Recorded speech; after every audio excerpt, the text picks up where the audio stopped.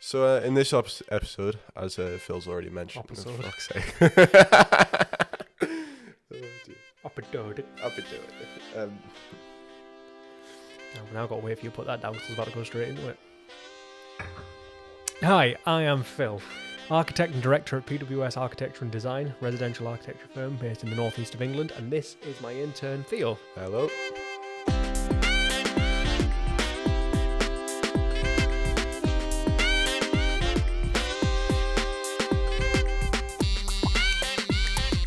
Welcome to Season 1, Episode 3 of Back to the Drawing Board.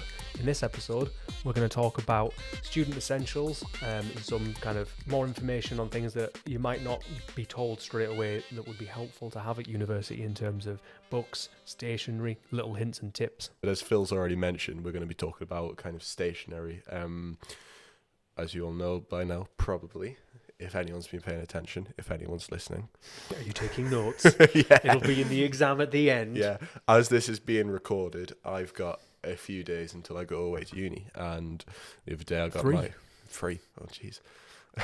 And I got my list of kind of stationery and materials that they want me to buy. So I've put this into a spreadsheet, which is very thrilling. You did it. Yeah, and I've looked around for better alternatives, and we've worked out kind of what you could buy instead, or if there's no other option, maybe where would be a better place to buy it, because they've recommended it from like a local art shop that they're partnered with. If what they're offering is the best product for the best price, in our opinions, then we've kind of said, let's go with that. Yeah. And then we've also got a list of kind of other useful products that haven't been recommended, where you could get them and why we think you should get them. Yeah, using my vast knowledge of Having studied architecture. having spent a lot of money on things that broke after about 5 minutes or didn't get used twice. Yeah. I can help with that. I mean, There's a lot. Firstly, there's a lot of money to be spent on stuff, especially in a time of your life where you've got no money. Yeah. So I think one of the other main things is that for a lot of these suggestions will probably come from places like Amazon. Yeah. I used a lot of Amazon when I was at uni because what I was able to do was set up my Amazon Prime, have everyone in the studio chip in, and then we were able to just get things delivered to someone's house. Fortunately, the house I had, the postman lived literally next door. So it's and very his wife quick delivery. Yeah, and his wife was always in. Yeah. So if something didn't get delivered, it just got delivered there. So it was great, obviously. So we just used my house for years to do it that way. And obviously that's kind of something that's very situational, but if someone's got that kind of circumstance going on, perfect. Gives you that. So I suppose we can start with the stuff that they've kind of suggested. Yeah. So I mean, the first things are pencils. So they started off with a clutch pencil, which it's a mechanical pencil, but they've gone for a 5mm one, which is the chunky boy. It's a big thick one. Yeah. Yeah. And then I suppose then they've got like the series of ones underneath. So there's like the fine liner pencils with the 0.7mm, and then they've kind of gone for like a range of sizes. So I thought I'd found something when I was doing my research. I thought I found a really good pack of them. I looked and I thought five quid for a pack of 4 pencils. That's too good to be true. And I checked, and it was actually too good to be true. 5 quid to choose which of one of those 4 pencils you want. They'll get you with that. Yeah. But with those, you can get them in 0.3, 0.9, 0.7, 0.5, and you can then get them in different coloured leads as well, and different weights of leads if you're into your HB, 2B, all that. Yeah, malarkey. And so for these ones, it was about £5.50 quid for the 5mm one, and about £2 for the thinner ones. Yeah. So it's kind of there. It's like if you can find a cheaper one, good luck to you. But these are ones where it's, if you're in an art shop, you're not having to cover any costs of delivery or anything. The main thing with those is lead. It's making sure that you get a pack of refills either with it or separately to it, because they break. If you drop it, break. Yeah. Especially the cheaper ones where there's no kind of way to protect the leads inside the pens. We had the really cheap ones in school, and if you breathed on it hard enough, you could snap it. Yeah. And some of them as well, when you press the button, if you're holding, so you press it and it pops. But if you do that, and but yeah, those obviously really good for doing your kind of construction lines when you do all your drawings. So you draw it up in pencil, or if you want to present a pencil drawing using the different thicknesses, gives you those different weights, depths within the drawing. So they're really good. They are a useful tool to have. Obviously beneath that, detail roll, the trace papers. So the one they recommended was 100 meters. Was it 100 meters? 100 for 42 quid. Absolute bargain. Yeah, but I looked up, I couldn't find. I realized it was mostly like for the same amount, about 60 quid minimum. But it's not necessarily trace paper. It's just paper that's thin enough to work as trace. It's got that slight brown color to it. So when you come to scan it, it doesn't quite scan as well as tracing paper does. But it's great for like just doing sketches, doodles, and because the point of trace paper, other than for tracing, is it doesn't leave. It hasn't got loads of particles that get caught in your pen nibs, which inevitably ruins your pens. So you've got, I don't know what the brand you like because I can't remember, but you've got that one you like because when you scan it, it only shows the pencil. Do you know what that one's called? What? A sketchbook, or you on about? No, the tracing paper. Oh, most trace paper will do that. Oh, right. So because it's basically clear. So I thought you were saying some of it shows up as like a bit of a yellowy kind of thing. Yeah, that's so the trace paper that they've suggested to you, because it's what have they called it, detail roll. Yeah. So we used essentially Chinese paper, as we called it, which was, if you go to your Chinese supermarket, they've got that, and I think they use it to wrap baking paper. Yeah, basically it's almost baking paper, but it's a lot thinner, and it works in the same Is principles. it the stuff they kind of used to like wrap takeaways in. Yeah. Not quite. It depends which takeaway you go to, actually, because the ones in town use it, but the ones out here don't. So, and that stuff's meant to be dirt cheap, isn't it? yeah, it is. Yeah. It's really cheap, and it doesn't have as much like particles in it, loose particles, as like normal paper, so it won't clog your pens as fast. But it's still, I don't think, as good as trace. So the idea But trace there is is more expensive. Yeah, if you can find a very cheap roll of essentially food prep paper. Yeah, or individual sheets. Yes. The one we did was they were about A2 sheets. Right. But obviously, if you're doing that, you want to make sure you're not going for baking paper because that's oily. The next thing they've recommended is an ink and pencil eraser. Yeah. Now, kind of from what I've heard from your experience, the ink erasers are very bad. Well, in terms of they're messy. It probably works on paper quite well. So essentially, it's like a rubber, an eraser if you're American, with like grit in it, so it takes a layer of the paper down. Yeah. Now, one of the things that we did a lot of was drawing on the trace. So if you do draw on trace with a decent grammage, you can use the side of your scalpel, which you'll find out we need for this, but also you could take a razor blade and you can scratch at the surface, which erases that line. Yeah. So that's one of that's kind of the get arounds for it. So if you draw on, but it doesn't work on paper because it's paper. So then the other option is don't make mistakes with pens. Draw everything in pencil. Get your construction lines in pencil. And then go over the top. Yeah. Once you know everything's right. And then that saves you having to buy that. I mean, it's 65 pence. It's not too much of a loss. But your other option is pick up one of the ones that you'll definitely have in the house. Yeah, just a normal pencil eraser. Yeah. Most mechanical pencils have an eraser at the end, and you can buy replacement ones. So although it's not much of a cost, it saves you having to spend anything on it. Yeah. They've also recommended here a 30 centimeter oval scale ruler, which, I mean, it's a specific brand, but the ruler itself, it comes with, is it 2 scales on it, one on each side? Yeah, one on each side. Yeah, and it's a bit of an oval shape, so you push it down so that one side's kind of tilted upwards, and then you get a nice straight line. Which seems a bit silly because you only have 2 scales. Your other option there you have to buy multiple to get your different scales, and then so the alternative that we used was the tri-scale rulers. Yeah. So if you search tri-scale ruler, you'll find them. That comes with 6. Yeah, which is everything you'll ever need. Pretty much. I mean, it goes from 1 to 1 up to, I think it's 1 to 2,500. So if you're drawing a hospital on an A5 sheet of paper, you should be okay. Yeah, 1 to 1 to 5 to 10 to I think it's 20, 50, 100, 200, 1250, and 2,500 would be the ones that you really need. Yeah. In terms of scale, I know it's a lot of numbers, but those are the scales that you use most commonly. And then if you go for a cheaper one, it's half the price. It's like 6 quid. Yeah. Compared to the £12 one, which does a third of what the tri-scale ruler does. Yeah.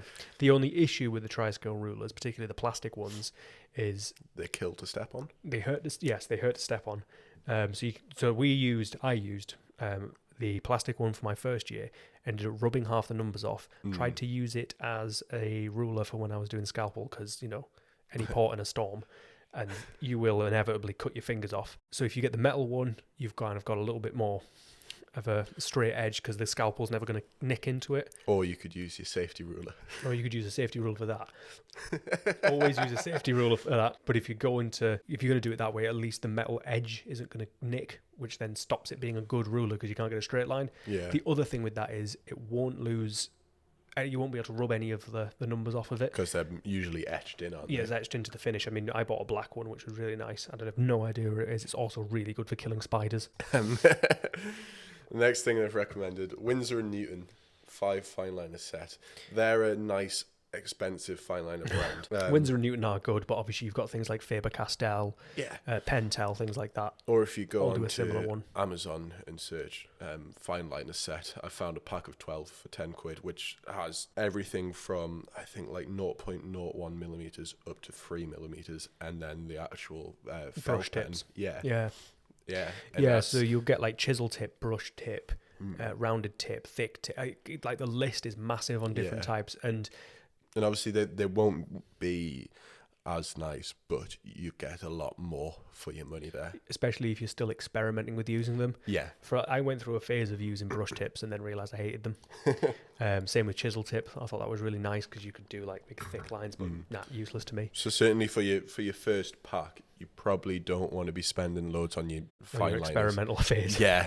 Exactly. You don't want to spend loads to discover that you hate them and you're just stuck with these really nice pens. Yeah. I mean, you'll need a set of pens with line weights in. Yeah. We were recommended the Rotring Isograph. Oh, I found Rotring. There's the other Rotring. What's the other one? Rotring. They were the ones which I thought had the pack of 4, and they turned out to actually just be really expensive instead of really cheap. They are really expensive. So there's the Isograph, which has, I think it's the Isograph you can refill the ink cartridge, and then there's the other ones where it comes with pre-made ink cartridges or something. Essentially what they've got is like a steel tip on them, which is great, but it clogs. And you can ask Liam. I gave him mine and we tried to fix them and it just never worked. So yeah, I ended up using, I think it's the Mitsubishi, whichever one's the ones I bought you, the Mitsubishi somethings. I used the Mitsubishi fine liners because they tended to be cheap enough to be able to replace. You can replace them in individuals rather than a pack of 100 or 5 or whatever. So you can buy them individually if one breaks. And they seem to be the good mix of durable as well as kind of not expensive. Yeah, cheap enough. Yeah. The next thing we've got on the list is just a pad of A4 paper, which is plain, and a pad of A4 paper, which is lined, for about £2.20. If you can find something cheaper than that, do it. Yeah. I mean, I would recommend a sketchbook over loose sheets because you'll never lose it. Well, I think so. So that's a bit further down, isn't it? Yeah, but usually what they're recommending there as well is the actual pad of it where it all comes together and you've got the option to rip it out. Yeah. But yeah, I mean, if you can find something cheaper than $2.25, do it. I didn't find anything. It's 2 pads of paper, you know. It's what it is there. There's not much to be said about quality over price. Yeah. You could get a very expensive pad if you wanted to, and you'd probably, I'd think you're silly. 30 centimetre adjustable set square, £26. Amazon, 30 centimetre adjustable set square, £13. Yeah. Probably not going to be as nice, but will do the job. Yeah, and one tip with the adjustable set squares. So when you place it on the piece of paper, you're essentially asking for capillary action to draw the ink on your pen underneath. Mm-hmm. So what you want to do is get bits of masking tape, little squares, and just stack a couple, maybe 2 or 3 underneath so that the edge isn't like pressed up against the paper. That way you can avoid that and it sits off slightly. Okay. Because I have ruined a lot of drawings by doing it that way. Would you recommend that with all of your rulers? Or just the set square? I've not had an issue with it except for, the metal rulers I've got, the flat metal ones. Yeah. They do the same thing. The set squares do it. But I never really had that issue with the tri-square scale rule because it does at the end it's got a little bit of a chamfer. Mm-hmm. Masking tape is what it is. What I would say is don't use frog tape. Don't use frog tape. It's expensive. There were people in my course that used it. Yeah, don't use frog tape. It's very expensive. And if your parents work in an office, ask them to steal some. Yeah, or ask them to buy a pack of 100 for a tenner. Yeah, you can get them from like any DIY shop's the cheapest place to get it. Yeah, don't get your masking tape from an arts and crafts store. And don't get the ones that are that thick. Get the ones that are like that thick. Do you think? So because I've got some thick ones at home, which I plan on taking. I never found them to be that much use. But I didn't do much. Not just for sticking stuff down. Yeah, it's usually good for sticking things on walls, and sometimes what you'll end up doing is cutting like little strips. I was going to say you can just so you end up putting it on the corners. But yeah. Oh, okay. Yeah, a craft knife set here. I didn't find an alternative. $250 for a craft knife set seems actually quite decent. But what I'd say it could be better is buy yourself a nice scalpel blade. This is something we both agree on. Handle, sorry. And then just get your pocket blade separately. You won't regret having a nice handle. Yeah, that's for me. That was a revelation. In first year, we used the kind of the flat ones. They're thin and they just dig. I think I've actually literally got a divot in my finger from holding it all the time. I know a scalpel's sharp, but you don't you want to avoid replacing your blades as much as possible. You also want to avoid replacing your fingers as much as possible. And as you're pushing down and you're putting quite a bit of force on it, can hurt your hand. It's awful. Yeah. But yeah, it's so good. I've used it's like a metal one. It's got like knurling on it, so it's got a bit of grip, but it's nice and chunky. So the thinner it is, the more it digs in. But you can get more ergonomic ones that are sort of plastic or whatever, but have got like rubber grips on them. I've got one from a family friend who's a surgeon, so just nicked one from work. Fair play. Yeah. Self-healing cutting mat, which is pretty self-explanatory. I think they've gone with an A2, which is probably a good size. Massive. Well, you'll find when you're doing big models. Yeah. Start doing a site model, you're talking A2 you don't in size that anyway. Free. And that's £20. You can find one on Amazon for a tenner. You're not going to notice the difference. Get it in black, because that's cooler. Get it in green, because it looks like it's made for doing something. Get it in black, because it's cooler. Got you. Understood. Yeah, you go on Amazon, you'll get one for a tenner. You go to other kind of hobby places, you'll probably find it for around £8, but you'll have to pay for your shipping. One tip on that. When you get one that's double-sided. That's got the same thing on both sides. What you need wreck is one side? Yes, but the reason you're going to wreck one side is because you will inevitably cover it in glue. Oh yeah. So you have one side for gluing and one side for, but also don't pour glue on it and then flip it upside down because you'll stick it to the table or your bed, because that's why you're going to be working. Your table's not going to be big enough. Well, it depends if you've got a studio at the university, but yeah, always have a side for gluing and a side for cutting, because otherwise it just turns to crap. Yeah. 30 centimeter safety ruler, self-explanatory. £6. Honestly, get a decent one. You don't want to have a crap safety item. Yeah, and don't, when you cut with those, so they've got sort of two angles, one slightly shallower and one slightly steeper. When you cut them, don't lean your blade up to those, because your cut through the material will be at that angle. Try and always have it at a 90-degree angle. Unless you want the angle. In which case, go bonkers. Yeah. Wacky, go crazy. Scalpel handle and 5 10A blades. I don't know why they've put that on there as well as the craft knife set. It's the same thing. Yeah. Exactly the same comment there.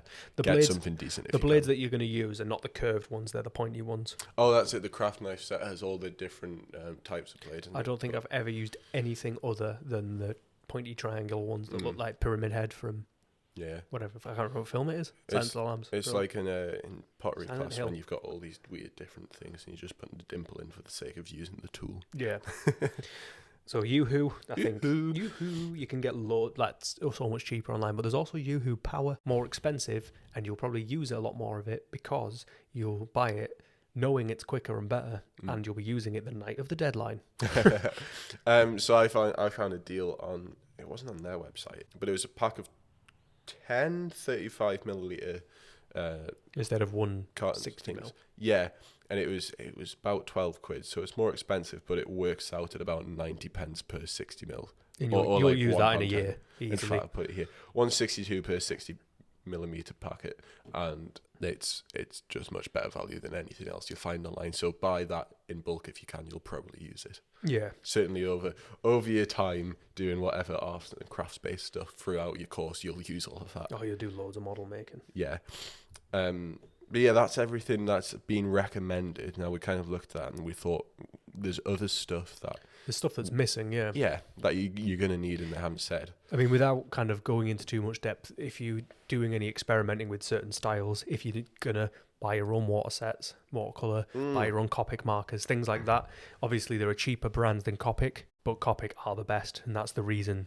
I mean, Pro Marker is what the brand that I used. I didn't use Copic because I wasn't made of money. Yeah. But Pro Marker's that type of thing. I didn't put anything about watercolour on there, but luckily I kind of have enough basic knowledge. Yeah, I guess starting from the top, we've got foam board and balsa wood. We haven't put any price on there because, simply put, you're going to be getting different amounts, different quantities. Try and find your local hobby shop that does it for the cheapest, or get it off Amazon if you know they do it the cheapest. Yeah. But it's like you can't really skimp on that. Balsa wood's balsa wood, foam board's foam board. Yeah, know? I mean, foam board comes in obviously thicknesses, and it also comes in colours. Black is cooler than white. 5 mils kind of black. You can't. You're such a goth. I know. You can't get me out of that. But it's get white. It's easier to look at. Yeah, and with foam board, 5 mils kind of standard, isn't it? 3. 3.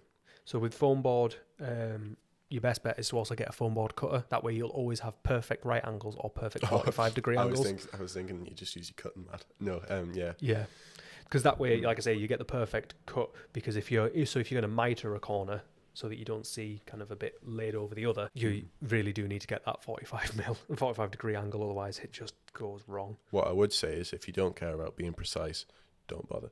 Yeah, and the other thing you'll want to get with things like balsa and foam board is buy yourself a cheap set of little dressing pins. So you can buy really cheap ones at like pound shops in the UK, because you can glue it, pin it together, and then clip off the ends of the pins. Yeah, and then or glue it, pin it together, and then pull the pins out. But you always end them with little dots. And on that note, wire clippers, so that you can actually chop your pins. Yeah, you can use them for models as well. Yeah, they're great for if you've got the facilities to do 3D printing or resin printing. Obviously, we do in the office. It's great for that because you can use them to clip off like the sprue, or you can use to cut off all of they call it bridging on my thing, where it builds your little towers underneath to support bits. But it's good for that, really good for that, and it's also good for any time you need to cut the pins, cut any wiring. So if you're doing, I did one with street lighting in, and I did another one with lighting behind, and it's great for just little bits like that. Yeah, a French curve. Yeah. It's a funky looking thing. Yeah. You know what you're saying here, so go for it. Yeah, I mean they're not essential, I don't think, but for a lot of a lot of people, particularly in the era that I did architecture, so like 100 years ago, there was a lot of people doing a lot of organic curves and a lot of kind of like curved buildings and curved shapes, which I'm quite into. So I used a lot of them, and a lot of them are set to like these they're mathematically aesthetic looking curves, and you can combine curves and bits on it which look really nice. It's good to experiment with, but do get a cheap version. Look for a version that's got a step in it, so at the edge you've got one flat edge, and then you've got a bit where it comes in and then it steps up, similar to the masking tape trip. If you're doing it that way up, you've got that, it's lifted off the paper. Yeah, flexible curve. I still think that's just a crappy ruler. It is a very crap ruler. You're right. Don't ever use it as a ruler, but it's good for free forming a curve. Good for if you wanted to. If you want to connect 2 points in a curve, you can kind of know where you're doing it, and you can just set it to just. Yeah, you're not going to be winging it by drawing it. You can set it. Go, yeah, that looks right. That curve looks nice. It's kind of to fill in the gap between the French curve and just freehanding a curve in. Yeah. I suppose in the next stage after that is things like compasses or circle templates as well. So you can you should have from your little Oxford tin pack that you've got as a that year no one ever used student. Yeah, and you thought, when will I ever use this? University. Oxford, I used Helix because I was a proper peasant. The plastic ones. I think we've got a collection of both. My brother got the fancy stuff. I got the Helix stuff. Yeah, the hand-me-downs. I think that's what I got as well. Yeah, but yeah, the compass or circle should be templates. 0, because you'll find them in your house. Compass, you're going to draw a lot of circles. Yeah, you're going to be the first. My mate, I'm going to keep referring to him. When he was showing me some of his work, the first thing he did was a circle. He was like, I wish I'd brought a compass because I had to use my masking tape. Well, the worst thing about circles is trying to fit furniture in them. Because unless you buy curved furniture to the radius, it's not going to work. Yeah. But yeah, I mean, the alternative to a compass that I actually prefer is a circle template. So it's if you imagine like an A4 sheet of plastic. It's so limited though. Well, you know it's going to be perfect every time, and so it's scalable. And obviously with a compass, you put it in and you can lock it to the right. Yeah. And then you just do a spin. But then you end up with the annoying don't dot. Bend all the way around. Oh, that's a good point, actually. I've just thought about circle cutters. So it's a compass, but with a blade on it. It's great for balsa. It's great really for foam core and cardboard. But yeah. But then you could also, if you've got the perfect size scalpel, just stick that in the end of your compass. Yeah, you could just swing that around. But then it's an angle. Here to save your money. Just call me Martin Lewis. But then it's an angle. So if you're cutting foam, you could chop it again at not an angle. Just get a foam cut. Or do it from... Just get a circle cutter. They're really cheap. Do it from the other side, and then it would be like a perfect point in the middle. Anyway, so... Balsa saw for chopping your balsa. You could... Sawing your balsa. Sawing your balsa. You could, in theory, use a scalpel and then snap it, but you're going to have much nicer cuts. It's a tenner, so Yeah, It's and as well, you not only is it going to be nicer, but it won't try and follow the line of. So your scalpel will want to cover the line of the grain of the wood. Your balsa saw will cut in a straight line. A thing that will be worth checking is seeing what tools they have in the studio, or what tools they've got cheap at your university shop. Yeah, and so but check to see if they've actually got things you can use, like for example files as well. Yeah, if they've got files, don't buy a pack. Yeah, so small files is next on our list. £10. Yeah, and it's just a set of files, obviously, but you can get flat ones, curved ones, straight edged, needle nosed ones. Great for modelling, detailing, and things like that. Doing little bits of detail if you've got loads of time to be precise. Which you won't, because you'll be doing all this the night before. Yeah. Needle nose tweezers, especially for us chunky-handed people. I've destroyed a lot of models I spent a lot of time on by putting little people or little bits of furniture into a model and going, moving.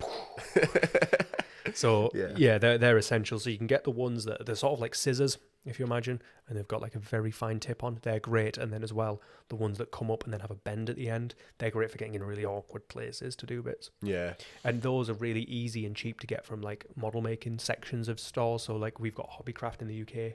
I think that's where I got mine from. They were at the back. So just hidden away, but they're really good for that. Yeah. And when you're there, do not pick up any flock or fake trees, because you will get lambasted by your tutor. Hobbycraft is such a tempting place to walk into. You look at it and you're like, I want. There is this. loads of stuff there, but it's I not want necessarily that bridge. cheap. Yeah, and you get it till the checkout, and then you take it, and your dad goes, "You're not buying any of this," and then they put it through, and you go, "Oh, I'm not buying any of that," and then you run. Yeah. So Sharpies. Yeah. Sharpies are great for writing on basically any surface, and you will want them to write all over all of your books and possessions within the studio, because inevitably someone's going to borrow and or nick something. Pack of 12 for £6 or whatever you stole from the smart people in school. Yeah, and they Unless they you come are in the smart various people. thicknesses and colours as well. And if you are the smart people, then you've already got them. Yeah. So another good thing to have to hand is a white pen. So it's like a white gel pen. Not like quite. So it's almost like, I think the best way to describe it is, I suppose a gel pen's kind of the closest way, but it's got basically a pen but with white ink. Great for drawing on anything that you've got that's black, because inevitably you'll buy something like Phil's foam board. Like all the fills, everything. Yeah. It's great for that, but it's also really good for if you do any watercolouring, if you do any painting, if you do any pro marking, picking highlights. It's also good for that, but it's mostly used. I ended up using it a lot for writing on things that were black. Yeah. I bought lots of black sketchbooks. In fact, one of my schemes was basically the theme for it was pretty much all black. And so I did a lot of my drawings in white instead of black on white. I did white on black. Little things like that. Toolbox. Lockable. A lockable 16-inch toolbox. Yeah, so we've gone for the Stanley 16-inch toolbox. 450mm if you're in the UK. Yeah. And use that. It's £9. So it's £9 to protect your stuff, plus like a £6 lock. So it's £15. Combination lock, not key lock. Combination. You don't want to lose your keys. So if you've got no keys, even better. Unless you've got short-term memory loss, then tattoo it onto your arm, kill your wife, and go back in time trying to find out who did it. I'm guessing that's a reference that I don't understand. You haven't seen Memento? No. Awesome movie. I don't watch many films. Neither do I, but come on, it's a classic. Anyway, basically we've gone 16-inch. If you go for like a 12.5-inch toolbox, your ruler might not quite fit in, and you might just have some stuff that doesn't go. This is the bit where everyone buys a 450mm rule, and it doesn't fit in the 16-inch box. Yeah. most rulers, especially things like the... but that way you can at least you can put it diagonally. Yeah, true. The 30cm set square and things like, I suppose those templates that I think I texted you about, but I haven't made it onto the list, I noticed. Like the stencils. Oh yeah, I they didn't put the usually come stencils on because I kind of thought, I know you can't draw people. I can't draw. But yeah, you can get stencils that have people, so you can do them in plan and section, and you get ones that have got furniture in, set to a scale. Really good for just mocking up and populating a plan. So what I worked out there is the cheaper alternative to buying stencils for people and furniture is learning to draw. Yeah. Or draw it on CAD. Copy and paste a block in, and then trace it on. Trace it around. Yeah. We're telling you all the hacks here. Yeah. Stop drawing things freehand. That's what I did at uni, where you had to draw everything freehand. Well, I presented everything freehand, but I didn't draw it freehand. If you draw it on CAD and print it, you've drawn it because you've gone over it. So it will still look like you've drawn it if you leave a bit of messiness. Don't just trace it. But yeah, exactly. Print out, trace it. But yeah, that's Apparently a light box can be quite useful as well. So a good alternative to that is the window in your room. Well, if you're doing it at night, that's not going to work well. Don't do it at night. Yeah. So what I did, I did was I had my, do you know the old iMac? Yeah. I had that, and I literally just pulled up a screen of white and used that. How could you do that? I also such a nice laptop. Well, because I was putting paper over the top of it. You murderer. The old big the 21-inch iMac. Is that why it's covered in floor plans? That's fine. And then the other Did alternative. you ever try cutting over it with your scalpel? I did not. Funnily enough, the other alternative is if you've got an iPad, save an image of a white block, set it as your background on your lock screen, and there you go. And then just make sure that it doesn't turn itself off. Yeah. Sorted. And also, when you're tracing over a light box, tape the paper and the source down. Oh yeah, because otherwise it's going to move around and it's not going to line up, and you're going to be like, ah. And I know it sounds very like teaching granny to suck eggs and very like, well, duh. But the amount of people who didn't, and the amount of people who complain, oh my god, my drawing's ruined. Books. So you don't necessarily need all of these. No. We've got a lot of books. This pile's probably some of the more essential stuff. This stuff's probably the more kind of you can buy them things. 2 of these are actually university recommended. Yeah, I know. Do you want to run through the list of university recommended books? Because I did have Let's read a list. I had some at some point, and I think obviously we're still unpacking boxes, so we haven't found everything, but we've got some of the good stuff. Studio Craft and Technique for Architects. Guess what that's about? I would imagine some sort of crafting. Studio Craft and maybe techniques. Yeah. Directed possibly. towards architects? Yeah. That's a bit of a stretch. Could be. It's by Miriam Delaney and Anne Gorman. Peter Zumthor, Atmospheres. That's an expensive book. It's a nice book, though. It's an expensive book. I do have that one. Do you? I couldn't tell you where it is in all of this. Find it. I will. I'll find it for you. I'll send it up to you. Because new, not even new, but secondhand now, they don't make it anymore. So secondhand now is about 150 quid. Yeah. Phyllis Richardson, Excess, Big Ideas. Might sell that. No. Big Ideas, Small Buildings. It's probably about big ideas and small buildings. Yep. Francis D.K. Ching, Form, Space, Order. There's some in there. The Ching books. Ching books are fantastic. Very good. Steen Isla Rasmussen. Sorry, probably not living architects. Sorry, probably not living authors for butchering your names. Experiencing Architecture. Yeah. That'll just be like the space kind of 101 Things talks to you about that. Yeah. So dump up with that. Invisible Cities. Oh. I think anyone who's listening to this that's done architecture school has read Invisible Cities at some point.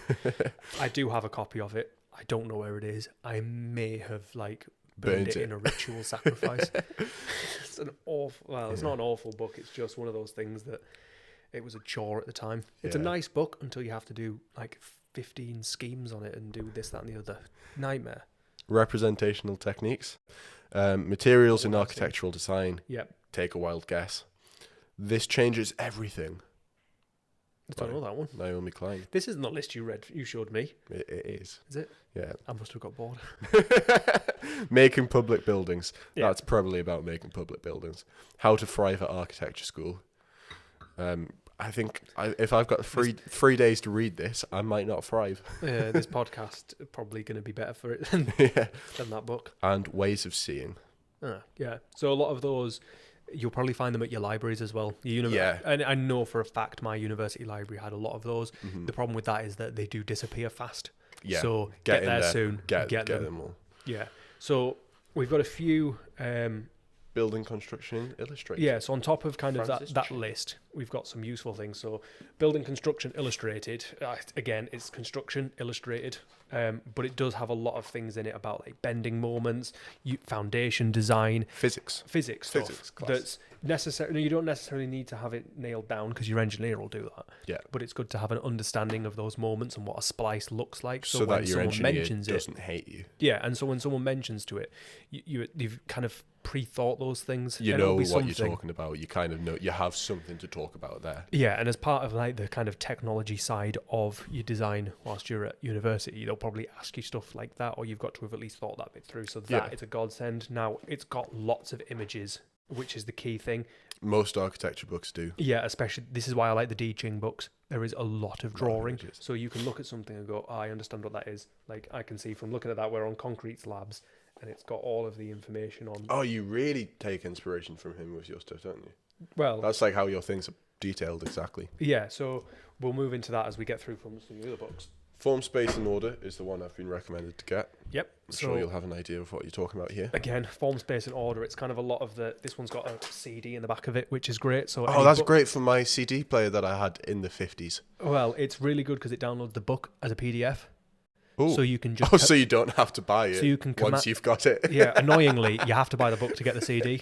But you can then use the CD, download the PDF, and use Command and F or Control and F if you're on a if you have anything Windows you can computer. Put a CD into. Yeah, well, you just get a USB when they're dirt cheap. But you can use that Control and F or Command and F to find a specific thing you're looking for rather than going through the glossary, going through the index and trying to find it. But again, this has a lot of like kind of how to draw things in terms of their form, but it also has a lot of explanations. I believe it's this one has some explanations on kind of the styles of architecture and the forms of architecture and like. We could write a whole book about books, man. I know we could. We might do. We should write. We should write a book. We should do a blog on it. A blog. Oh Yeah. God. And then there's this, which You can do the writing. I'll tell you what to write. no, you do the writing. I can't write. I'll pay for that. Neither of us can. I'm dyslexic. We'll pay for someone to write a book. No, for we'll us. pay for that software. Is it Dragon or something that does it for you? But yeah, this is talking to you about like perspective and how to draw things in certain planes, and like it's really good for stuff like that. I really liked it. Design drawing. Ching. Yes. It is Ching, isn't it? Yes. That's These lucky. ones are all Ching books. All I of the think Ching they're books. amazing. Are useful. Yeah. I'll quickly run through some of them. So like your design drawing is about, drawing designs. But No way. again, it's got a lot more information on different styles, compositions, diagramming, things like that. So great for when you're doing your presentation boards, the things like the diagramming section. Great for you being able to understand how someone else has presented a diagram. It might be a massing diagram or a flow diagram. It's great for that. Architectural graphics. So things like line weights, hatches, circles, axonometrics, using hatching on CAD, but, cross hatching drawn by hand. As you can see from the enormous size of all these, it's just light reading. Yeah, but again, lots and lots and lots in the D Ching books of pictures. drawings. So Yeah. this one, Visual Dictionary, amazing for identifying styles and identifying elements of buildings. Oh God! History of Western Architecture. Now this one I don't necessarily recommend reading, but you will probably be asked to get one. And again, it's got lots of pictures, but it's kind of a write-up of the history of Western architecture. If you are studying in the East, you might not have this book. Metric Handbook. Again, yeah, this one comes as a PDF. Don't buy the actual book. But it's kind of got a lot of the standard regulations for things. So I've just randomly opened it to poultry housing. What, housing for chickens? Oh yeah, battery or tier brooder and cooling cage. One hen in cage, 0 to 4 weeks. 0.1. I don't know what that means because I haven't read the rest of it, but it's got a lot of information. So laying out cafes, for example. This is one about kind of spaces the to allow you need between everything, kind of the standard sizes. Yeah, it's really good kind of overview of a lot of the building regulations in the UK, but it's also really good for good rules of thumb. Yeah. So some more that we recommend. And these are a bit now that we've interesting finished than the boring ones. boring essential ones. Yeah, we'll move into... Actually, no, we'll do some more boring essentials. Get these out of the way. The Architect's Legal Pocketbook. That probably sounds more awful. useful for your masters and being in practice and your part 3, really. But there's the Architect's Legal Pocketbook and then there's the Architect's Pocketbook. Very similar kind of vibes, but they are actually really important. 101 things I learned in architecture school. Basically, teaches you about how to be an architect before you even go. It gives you 101 things that someone learnt at architecture school. So you could probably write your own book about this. But this is good. Or I could do a blog about it. Yeah, it teaches you a lot of. It kind of talks to you about a lot of basic things. Yeah, and which is useful to read before you go. So sorry for anyone who's going this year. well, it's a quick read. Again, It a is. lot of images, text. Images, text. It's a short Images, text, and it is bullet pointed to the point and very useful, I think. There's 50.5 pages of very big writing. Yeah. Architecture for Beginners. Now, someone bought this for me as a joke. It's quite good. It's actually really good. It talks, so it kind of, it's... I think it was my mum that bought me it. It's all very comic strip horrible history style, but it's touches in on a lot of them. detail. It kind of takes you through. It's like architecture through history, except much quicker, and it just gives you an idea of how architecture has progressed, how things have had influences on each other around the world, how different styles have had influences. Talks about a lot of kind of really significant architects. Yeah, and it does. It hits the significant architects and the significant eras of architecture really well. It goes through a lot of important points up to now, and then kind of postmodernism. Yeah, Modern Japan. Yeah. So another book that people will probably find really helpful is the architectural model making book. Now, I'm not lending you this because I want to get into more model making. I want to refresh myself. Sorry, mate. But again, I think you can guess what it's about. It's about model making for architects, but it teaches you things like step-by-step casting concrete models and little hints and tips on kind of getting the best finish on that, which I wish I'd read this at my bachelor's level, my part 1, because I did a lot of model making then, and a lot of different model making. I might buy some modeling cement. If you're going to do cement or anything like that, there's one with Herculite in. It cures faster and it becomes harder. Right, so these ones... This is very specific, but the idea of this one. Awesome architect. Tadao Ando. You should I'll let you go. No. Because Tadao I'll butcher it as well. But Tadao Ando. Tadao Ando. One of those will be the more correct. you've said it, the less right it sounds. It's getting further from correct. So the point is, this Tadao is specific. Ando, if you like architects, buy their books. Yeah, this is one. So there's a lot of... You can buy ones that are actually compilated by other authors. And you can get like anthologies where it's like maybe they're thinner than this, but there's maybe 10 or 15 in a set. They're really good. They're good for inspiration. That's the main thing, is inspiration and kind of understanding their logic and seeing their presentation style. Invaluable, I would say. Obviously, I've just picked Ando, but you could do Zunfa, you could do Zaha Hadid. On that note, there's Zaha Hadid book is a lot of pictures. Zaha Hadid's works are fantastic, and I don't know how she managed to pull some of those buildings off. Even though I've seen all the technical drawings. That just blows my mind. Architect's Sketchbook, I found a really helpful inspirational guide to kind of presentation styles of different architects. And you can use this, especially in your bachelor's, where you're learning the kind of inspiration for different styles of presentation and different experimenting with different ways. Oh, look, watercolour. It's really good for things like for inspiration on things like that. The Field and Clegg Bradley Environmental Handbook. I think everyone can guess what that is. It's about kind of environmental design, environmental friendly design, utilising things like the sun, all that kind of stuff. It's great for diagramming stuff like that. So if you're going into university wanting to do more eco-friendly things, this will be your friend forever. And then the last few, not necessary, but good for if you're kind of looking into more specific things during a certain project. So this one is Detailing Contemporary Timber Architecture. You can probably guess why I've got that. I like doing timber architecture. It's got a lot of details in there that are like, it's a kind of a curated... Has it got details, timber and architecture? Yeah, literally though, it's construction detailing. Oh, right. And it's kind of a That's curated... very specific. Yeah, it's a kind of curated...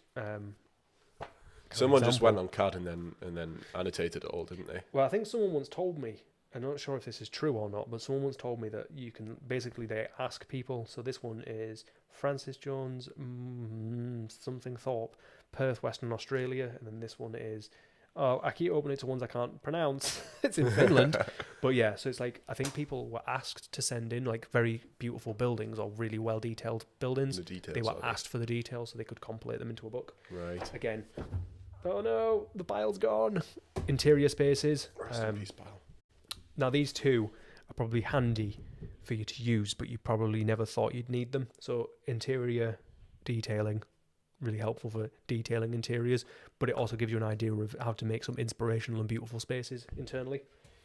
And then landscape architecture, because at university you will be doing master planning, landscapes, and you'll be doing landscaping, and I know nothing about landscaping, but this book saved my life a lot at university because it's got that detailing, but it also goes into explaining why you would use certain plants in certain places, how to do retaining walls, things like that, which are great, but using certain types of trees, plants in certain areas, fantastic for that, because you can use that and say, well, I'm putting this particular tree because it's best for soundproofing, or it's best for this type of environment that it's in, or it's going to provide shading, or it's going to be this, that, and the other. great for that. Timber. There goes the pile. Oh, there goes the timber book. It's just folded over. But yeah, That's books. there's a lot. Obviously, There's a lot of books. That will only set you back about 500 quid. at least. And you'll need a small pickup truck to move them all. Yeah. But pick a selection. Yeah. You know, a lot of those you can probably get at university, but pick a selection of the ones that interest you is the main takeaway from that. Obviously, they'll give you a reading list. So for get the ones that they. We got a reading list for each subject and each brief that we were given. Yeah. So every time we did, like, if it was a visitor centre, they gave us a particular architect to look at or a particular, book to look at. But things like the ones that I suppose are the big key takeaways, other than the essential ones we ran through at the beginning, are things like having architects' books and having the Sketchbook's book and things like that as inspiration, and to explore certain styles and certain media and certain like ways of presenting. Yeah. I think those are the really important bits. Thanks for joining us for episode 3 of Back to the Drawing Board. If you're listening on any podcasting platforms, please consider leaving us a review. If you're watching on YouTube, like, comment and subscribe, and consider following us on Instagram at Back to the Drawing Board IG. Please also consider subscribing to our Patreon or any of the subscriber methods via YouTube or the podcast for bonus content, extra tips, and to help build our community. We'll see you next time when we return back to the drawing board.